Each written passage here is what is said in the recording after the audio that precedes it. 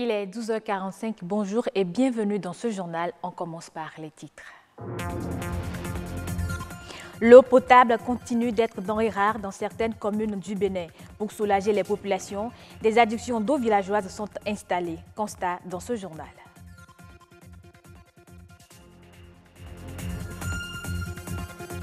Une voiture, une immatriculation, il ne doit pas en être autrement. C'est une disposition en vigueur dans tous les pays. Seulement, les formalités varient d'un pays à un autre.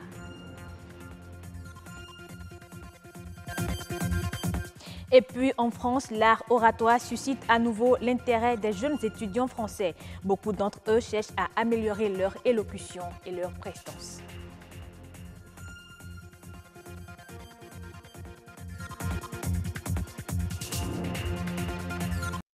L'eau reste encore une denrée rare pour certaines communautés du Bénin. Des populations peinent à s'approvisionner en eau potable. Pour régler ce problème, une adduction d'eau villageoise est construite pour desservir ces populations. C'est un constat fait par une équipe de la rédaction de BB24.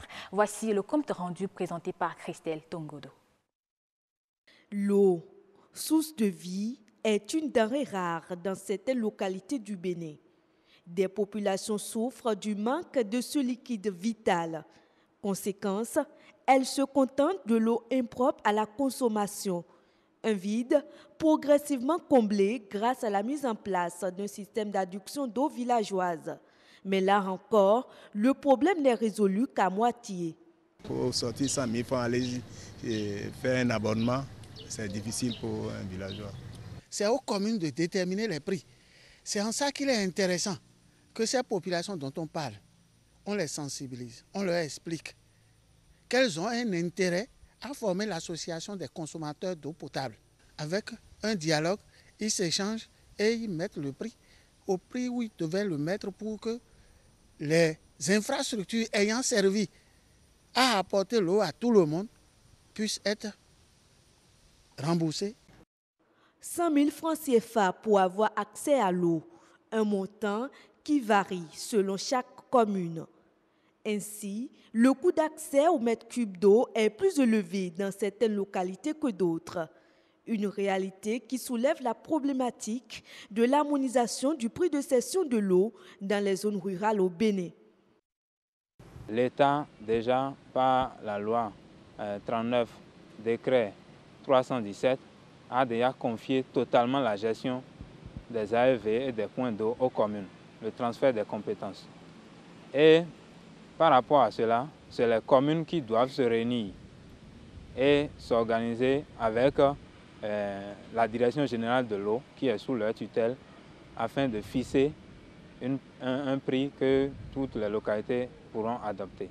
L'aspect économique est très important puisque quand les populations, leur faible pouvoir d'achat de cette eau est limité.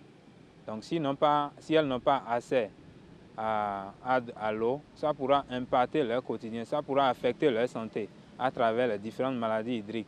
Ce qui va faire que les populations qui pourront travailler et générer des revenus pour le pays ne pourront rien faire. Donc ça pourra impacter négativement l'économie du Bénin. Faciliter un accès équitable à l'eau potable à tous les Béninois, c'est insuffler une réelle dynamique au développement et à l'économie du pays.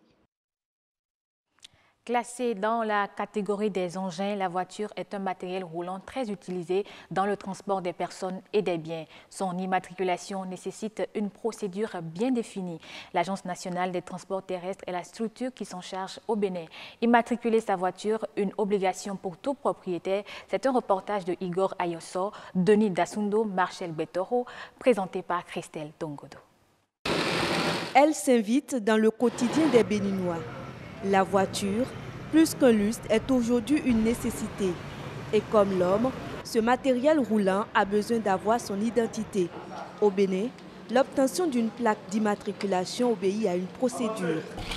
Lorsque vous achetez la voiture, vous déposez un dossier d'immatriculation de voiture à nos guichets Et l'agent qui est à ce guichet étudie le dossier et voit si le dossier est conforme.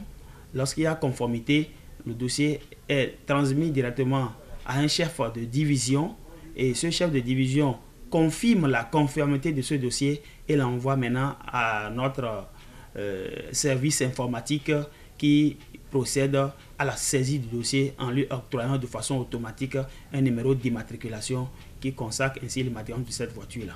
Il faut la déclaration de la douane, il faut la carte grise de connaissement qui a servi de remplir les formalités et la carte d'identité du propriétaire. Mais de plus en plus, des Béninois préfèrent faire immatriculer leur voiture dans les pays voisins pour des raisons diverses. Convenez avec moi, un Béninois aujourd'hui qui va sortir des millions de francs pour faire sa douane et avoir son immatriculation au Bénin, moi si je suis à sa place, je préfère aller vers le voisin de l'Est, où à moins d'1 million, je fais ma douane et je prends mon laissez-passer CEDEAO et je circule librement. Un problème d'énergie ou un manque de caisse pour acheter les quittances. Derrière moi, vous allez voir, il y a 2 guichets. Mais depuis le matin, c'est un seul guichet qui travaille pour tout un nombre, alors que ce n'est pas seulement un guichet destiné pour les plaques. Ça sert aussi à faire les formalités pour le permis de conduire. Les difficultés que nous rencontrons au niveau de l'ANAT Bénin pour l'obtention des plaques d'immatriculation, je crois que c'est l'Interpol qui nous bloque le processus. Et après l'Interpol, s'acheter les quittances qu'il faut pour pouvoir déposer le dossier. Des explications qui justifient peut-être la violation flagrante de la législation en la matière. La réglementation béninoise veut que les véhicules qui doivent circuler au niveau du territoire, si c'est les véhicules des nationaux, que cela puisse avoir l'immatriculation béninoise. Il n'est pas interdit que d'autres immatriculations circulent à l'intérieur de notre pays, pas du tout.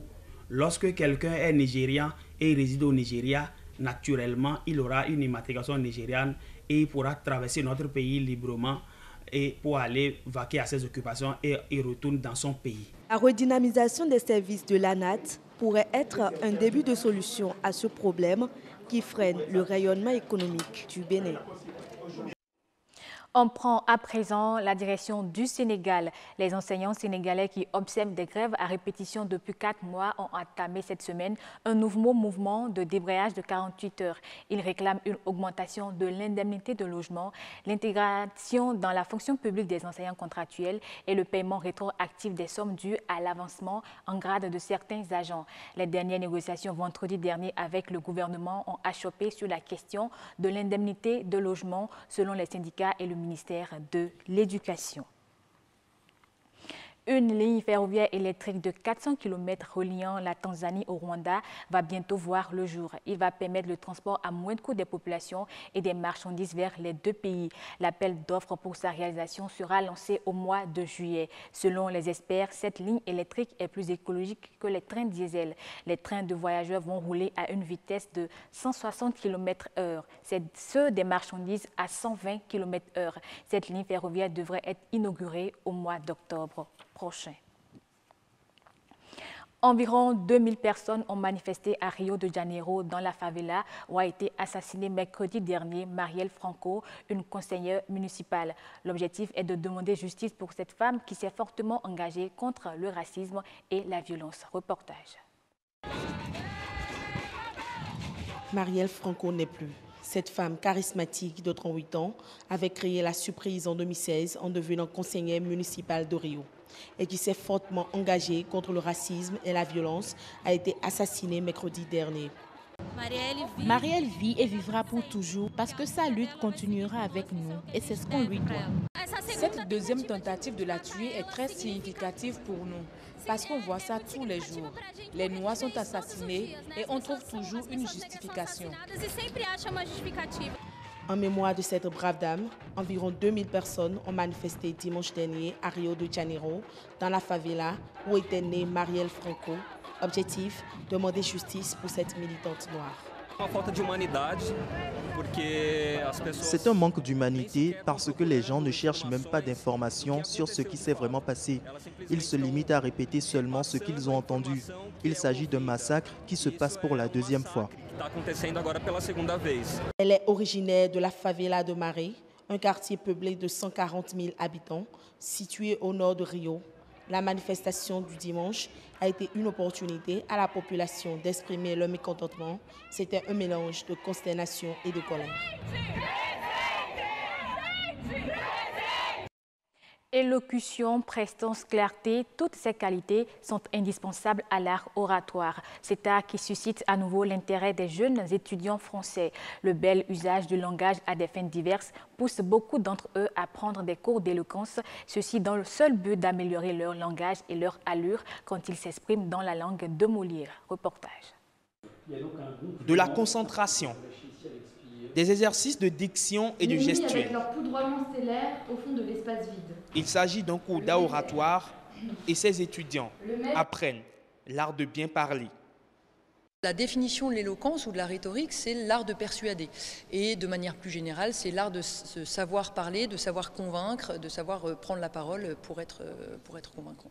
La prise de parole, elle est omniprésente dans notre vie professionnelle. Pour les étudiants dans leur vie étudiante, c'est-à-dire qu'au moment des oraux d'examen ou de concours, ils vont devoir prendre la parole. Au moment où ils vont devoir passer un entretien d'embauche, ils vont devoir s'exprimer, ils vont devoir convaincre. Et c'est tout cela que l'éloquence apprend. Délaissé au profit de l'écrit, l'oratoire est désormais en vogue dans l'enseignement supérieur en France, longtemps réservé aux universités de droit et aux instituts d'études politiques. Les concours d'éloquence sont désormais organisés dans de nombreux établissements d'enseignement supérieur, bien souvent sous l'impulsion de leurs étudiants. L'idée est de parvenir à maîtriser le bel usage du langage.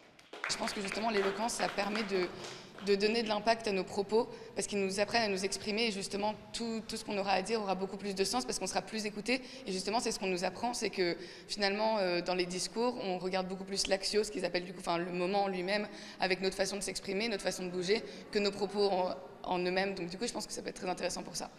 Je crois que ce n'est pas du tout un don, c'est un travail. On peut avoir une envie de le faire, ça c'est nécessaire. On peut être peut-être un tout petit peu plus proche de ce que serait un bon orateur, mais ça se travaille, c'est sûr. Ça se travaille considérablement. Signe que les temps changent, le ministre français de l'Éducation, Jean-Michel Blanquer, a récemment annoncé une série de réformes du bac pour 2021. L'une d'entre elles sera la création d'un grand oral.